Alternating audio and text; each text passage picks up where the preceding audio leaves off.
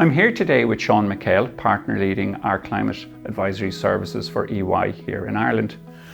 Sean, the conversation today is going to be about mobilising capital. So where are we and how do we deploy the capital that's in the private sector to achieve a transition?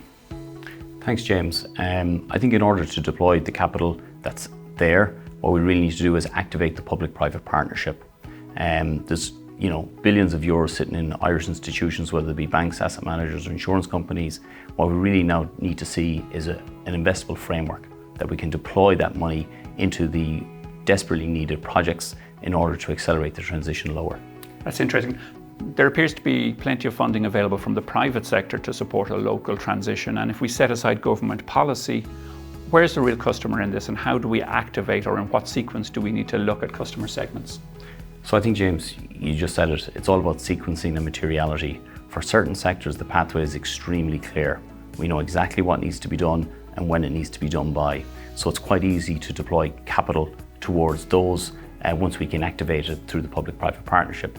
For other sectors, it's less clear. However, that's not to say that they shouldn't be looked at. What we need to do is just create a longer transitional pathway. And that's why the whole concept of transition is a very important one. So Sean, where there is a lack of clarity for a segment to transition, what is the role of financial services? So I think their finance takes on a different format. I think we're talking about innovative finance, we're talking about development finance. It's a different type of finance. But again, we see more and more financial institutions creating funds, creating programs to fund that type of technological development that's required in certain sectors, or equally to fund development research in others.